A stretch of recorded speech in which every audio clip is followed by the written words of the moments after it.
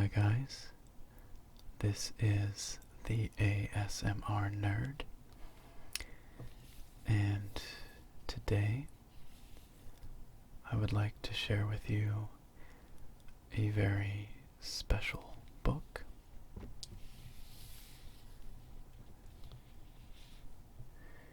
And that book is The Art of Skyrim. And it's a special book because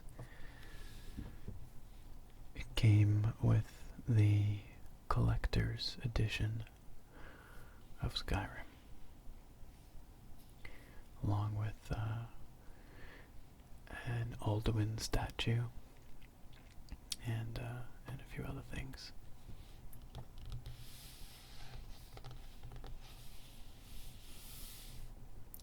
But it is a really lovely book, a fairly hefty book.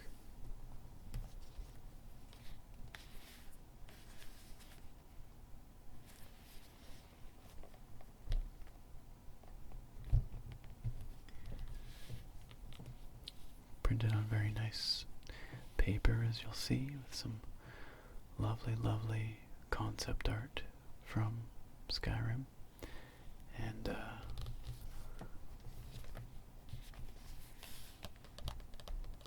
it's got a nice leather cover.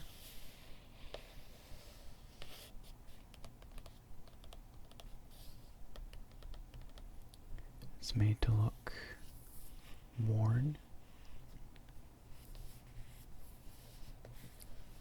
a little bit old.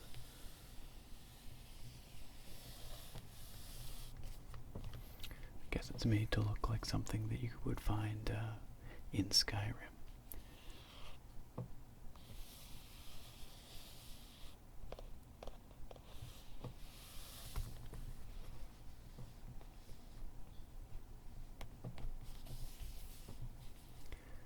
Let's take a look inside.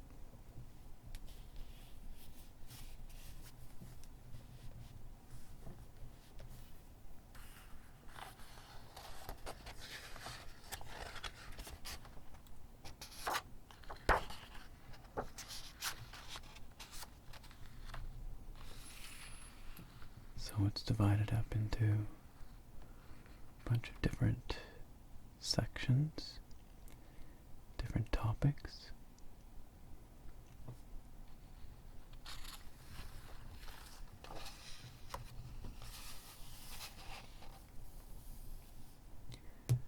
It has a foreword by Todd Howard, the game director at Bethesda Game Studios.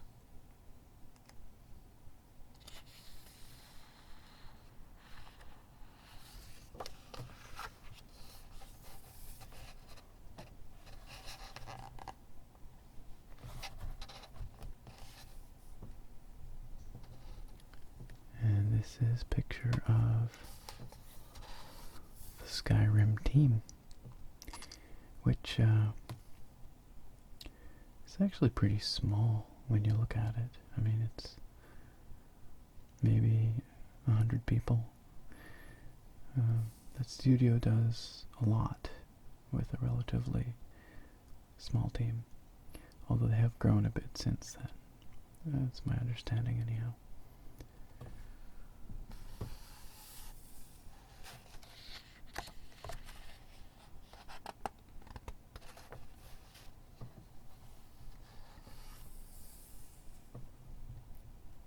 This is a lovely painting of the Whiterun Tundra. You can see Whiterun up on the hilltop. This particular picture in particular looks a lot like Edoras from the Lord of the Rings. And it's pretty obvious that Whiterun was inspired by Edoras and the way it was in particular the way it was portrayed in Peter Jackson's films.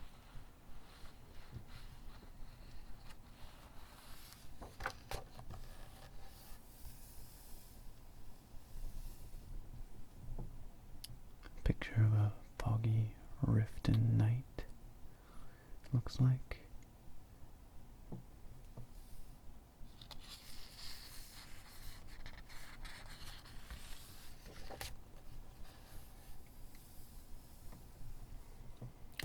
All kinds of concept sketches for Riften.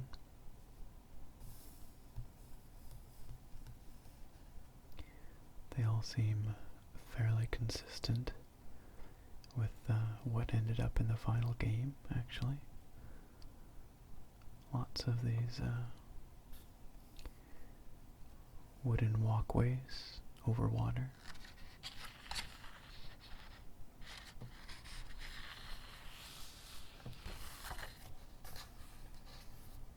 You can read this little piece over here. It says Riften, situated on the eastern shore of Lake Honric and amid the beauty of the rift, is home to the Thieves' Guild. This design creates a strong contrast between the surrounding environment and the seedy ratway beneath the city.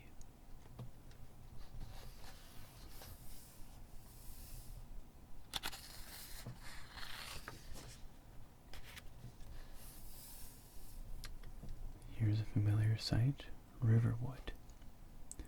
This is an interesting shot of Riverwood. It looks as though it's looking north from right next to Alvor's Forge. And the Riverwood Trader on the left over here. But there's a bit of action going on. You can see a werewolf perched on the rooftop in the upper right corner. And what looks like a thief or an assassin with a blade out running through the street.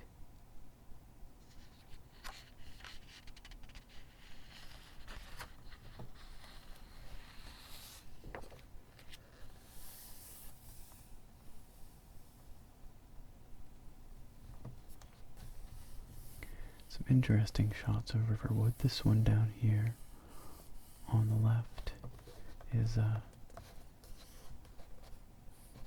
interesting in that it doesn't really look like what ended up in the game. They've got watchtowers and they've got these bridges through the trees, almost like the Ewok villages in Return of the Jedi. These big, towering, redwood-like trees.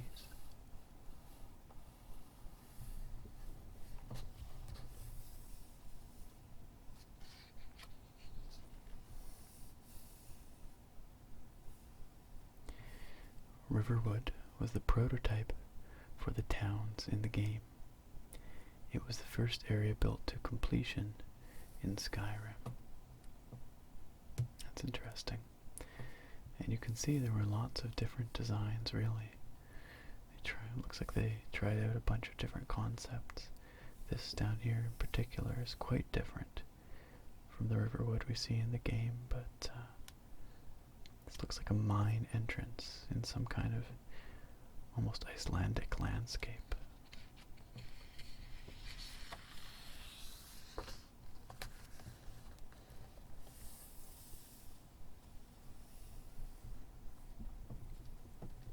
Solitude, the Imperial capital. Again, different from what is seen in the final game, but it has some familiar elements. It is built on an arch over the sea,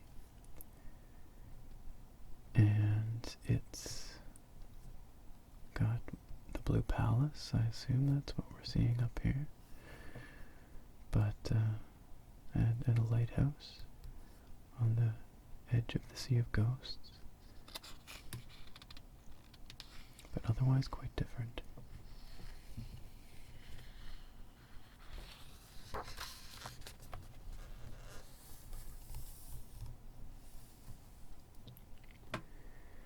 It reads, Solitude was originally designed as the seat of the Imperials in the province of Skyrim. As a result, the architecture was created to reflect the Imperial style from past Elder Scrolls games.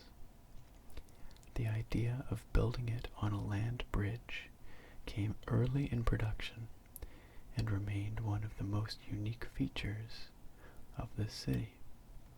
You can see other elements that survived through from the early design phases include the windmill, which is still present in the game.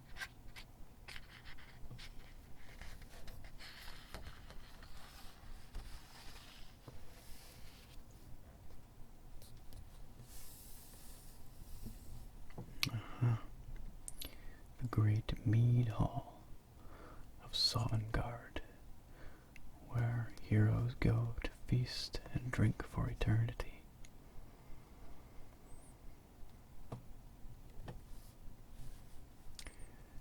This piece of concept art is quite similar to what ended up in the final game.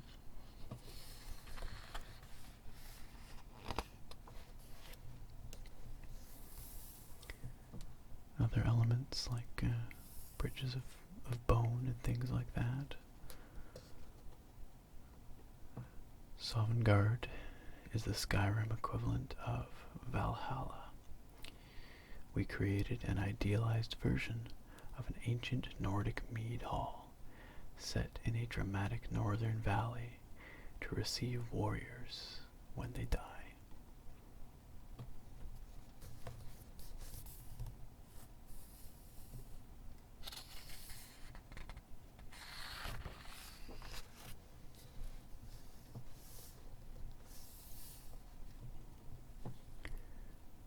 This is a lovely piece of concept art.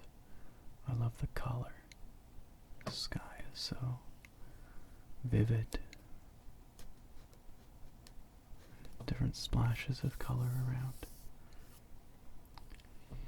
This is, of course, Whiterun, although a little different from what we know.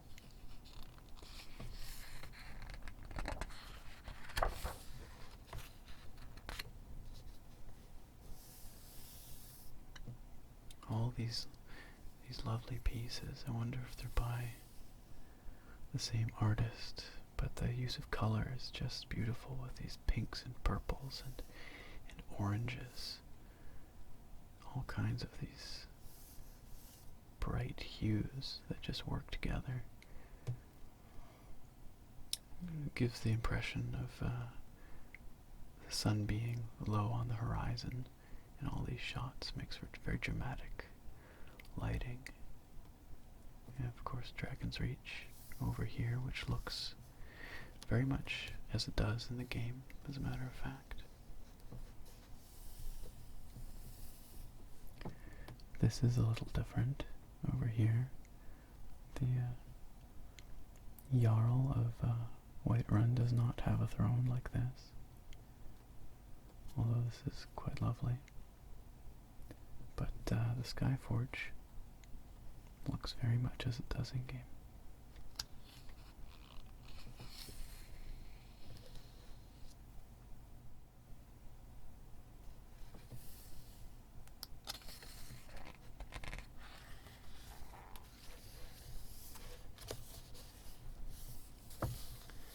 Looks like some early concepts for the Bannered Mare, which is of course the inn in Whiterun. Perhaps some concepts of Jorvaskr, the mead hall of the companions with the Skyforge situated above.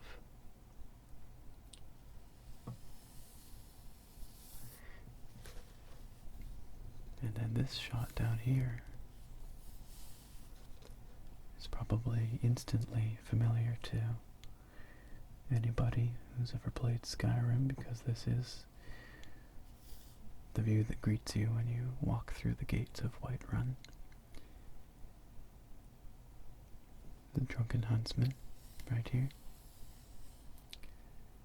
Adrian's Forge, over on the right hand side, and Breeze Home, and further up the bannered mare. It reads here, Whiterun, built on a huge rock outcropping in the middle of the tundra. Whiterun is a more classic example of Nordic architecture.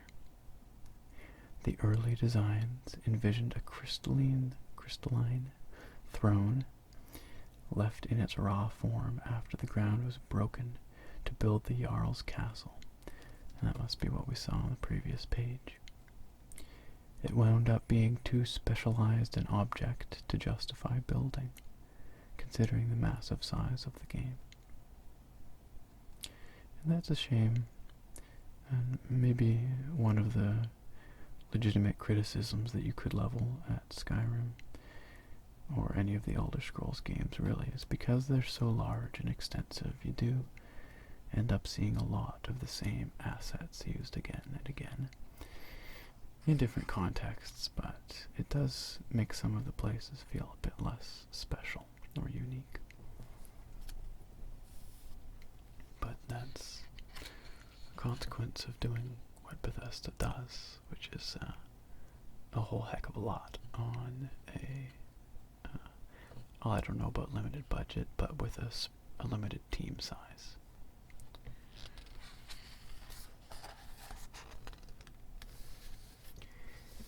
And people sometimes say, why don't they just hire, another couple hundred people? Why don't they just grow their team hugely? And that's something they're doing a little bit. They are growing it, but I've heard an interview with Todd Howard before, where he said that he liked that smaller team dynamic, and it was his belief that allowed them to build the game they wanted to make, and that the type of games they make or the feel of the games would maybe change with a larger team. I don't know, but at least that was his philosophy. So maybe still is, I don't know. Alright, Windhelm. Looking somewhat similar, if a bit grander in scale than appears in the game, and that seems to be a recurring theme. It often is. Concept art is of a more grandiose scale than can ultimately be brought to life in the game, but just because of time and financial realities. But I still think that the Skyrim developers and world builders did a great job of capturing the essence of the concept art we've seen so far and distilling it down for the game.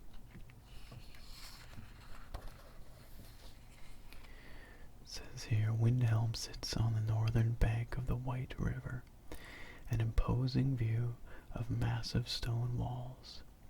It is the oldest city in Skyrim, built over a span of centuries on top of an ancient Nord fortress from the earliest days of Skyrim. It is home to the Stormcloaks, and the only city that thrives in the snow and ice of the coldest region. You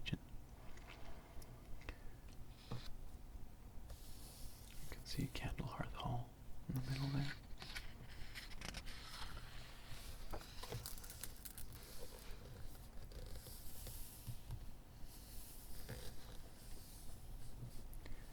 This is an interesting vision of Windhelm that never really came to pass, but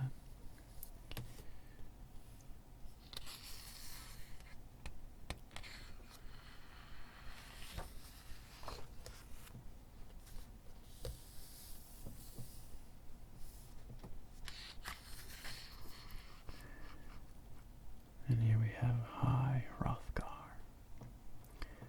home of the Greybeards.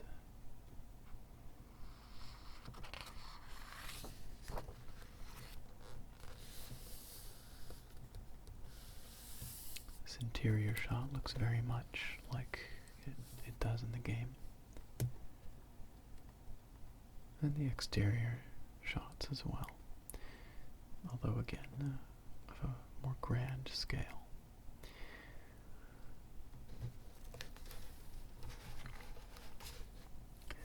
High Hrothgar is home to the monastic order of the Greybeards, who are devoted followers of the Way of the Voice.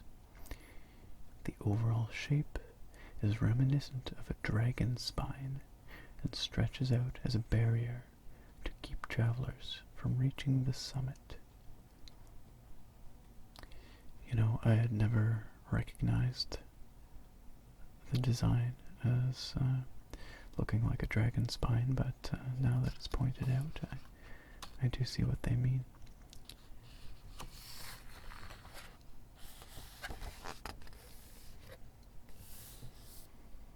Markarth. Now look at this. This shot of Markarth where it's situated on a great lake, it looks like, which is not the case in the game, but it's very interesting.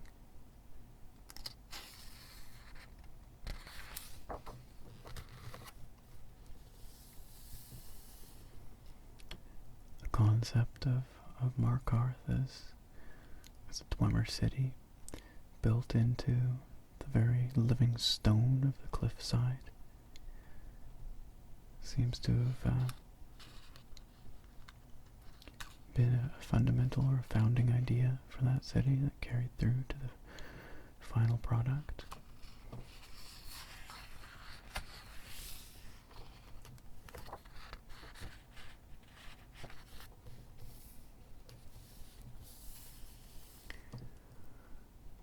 Markarth is an ancient Dwemer city built into the towering cliffs of the Reaches mountain range. The design for the city was focused on extreme verticality, allowing for striking panoramic views from many different levels, while still making it easy to navigate.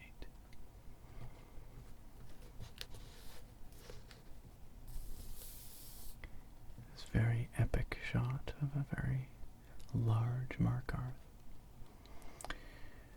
I think what a lot of people hope for the next Elder Scrolls game is that the digital world will be closer to the concept art in terms of that scale. I know that's, again, another common criticism of these games, is that the so-called massive cities and capitals of provinces are just these collections of a few buildings and a few NPCs, and it's also true. It's another technological and practical limitation. But as technology improves and Bethesda grows their team bit by bit, I think we can hope for increased scale in the next entry in the series.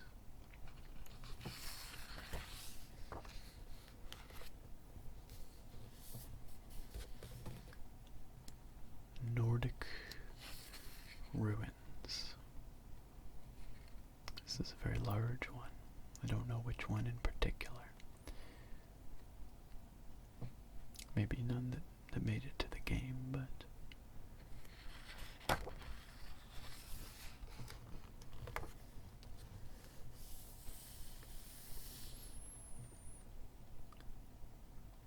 very beautiful concept art of it could be a number of ruins in the game, but it is a bit reminiscent of a Bleak Falls Barrow perched near the peak of a mountain.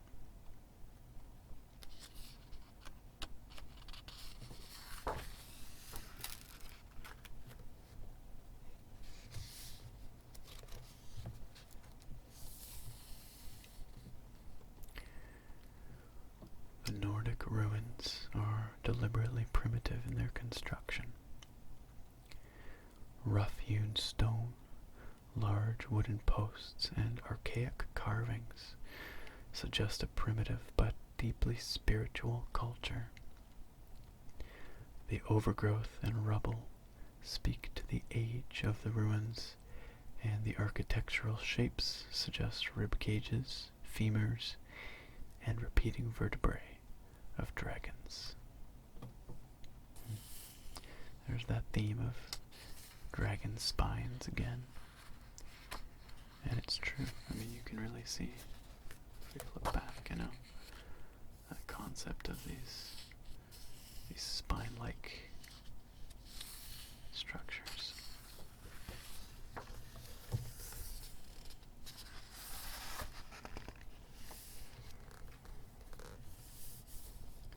When you're in the cavernous interiors of some of these structures, it does almost feel like you're in the belly of an ancient beast. I love these little barrows as well. They're always so picturesque.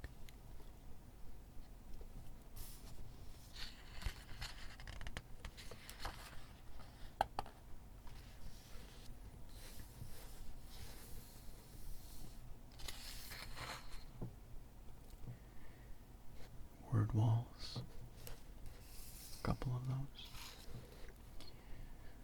Where the Dragonborn can learn words of power that he can use with the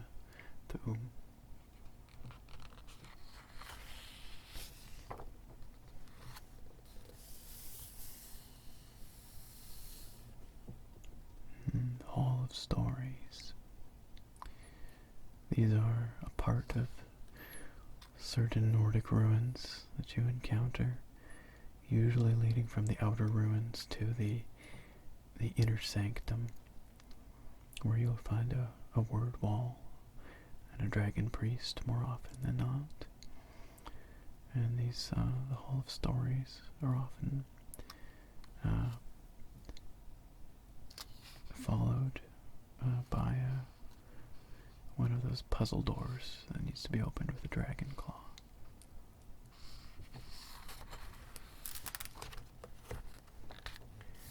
But the unique aspect of the Hall of Stories or Halls of Stories, are these engravings, these carvings, which are found all over the walls, and they depict legends, presumably legends of the Nords, but it looks like there's some kind of whaling expedition here, all kinds of historical characters. I'm sure somebody has interpreted these scenes. They probably relate to established lore, I would imagine, telling stories that you could probably find written down elsewhere in Skyrim. But off the top of my head, I don't know what they're depicting.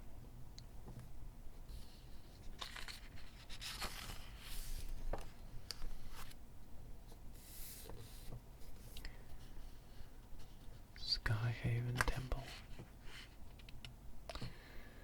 This is, and this is a little bit spoilery if you have not played the main story, but this is the hidden ancient fortress of the Blades. The few remaining blades establish a base of sorts there.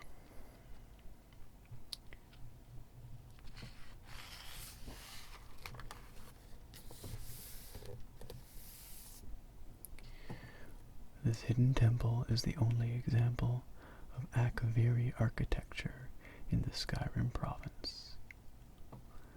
The entire structure was built on top of a cliff in the Reach in order to obscure its location.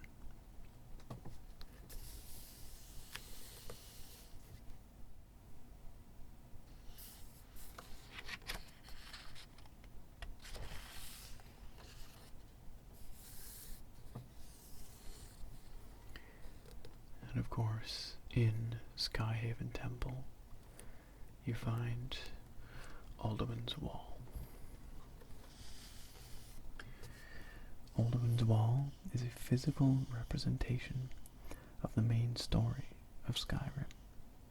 It depicts Alduin in the past destroying the world, a group of heroes banding together to banish him, and then the prophesied Dovahkiin, who will stand against him. This piece of art plays a pivotal role in the main quest.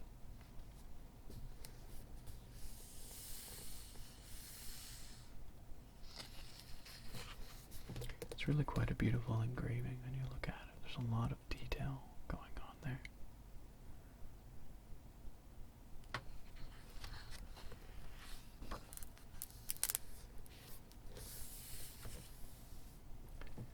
These are just some sort of miscellaneous structures found around the world.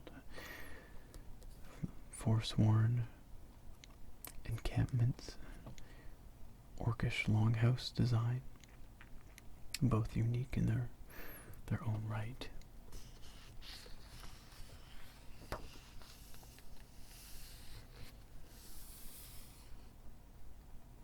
That brings us to statues, of which there are many scattered around Skyrim in both the cities and in the wilds.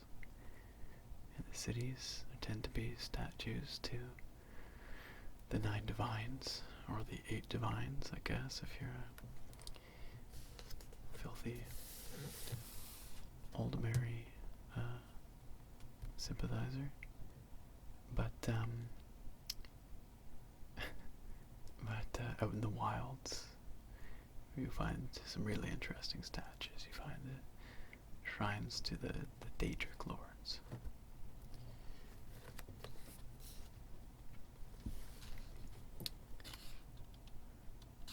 But, yeah. Sorry, I should have said Thalmor sympathizer. But, Aldmer, High Elves, Thalmor, same deal. Anyway. I think that I'm going to leave this here because this is sort of a natural stopping point, and there's a lot more to see in this book. It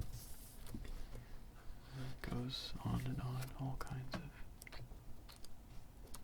art, character art, weapons, special effects.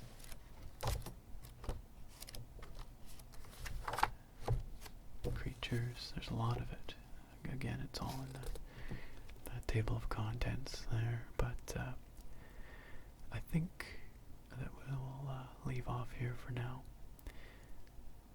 I do hope you enjoyed this video. I hope you found it relaxing, soothing, perhaps interesting. It is certainly a lovely book, and as I mentioned, it did come with the Collector's Edition of Skyrim, which I don't think you can obtain for any reasonable amount of money anymore.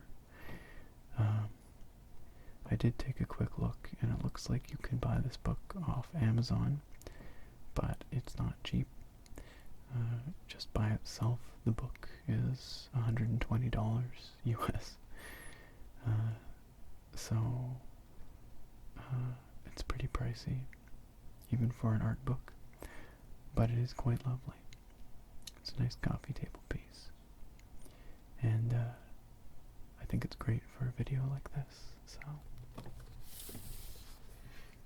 and I know that I started reading from another book a couple of weeks ago about the world of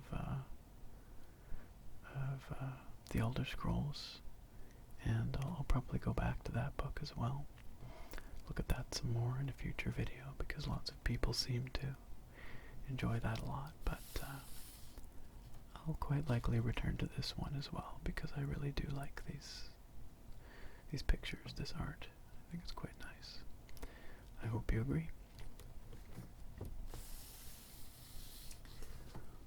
Anyhow, thank you very much for watching. I do appreciate you coming by, checking out my videos, as always. And I look very forward to having you back here next time. Bye for now.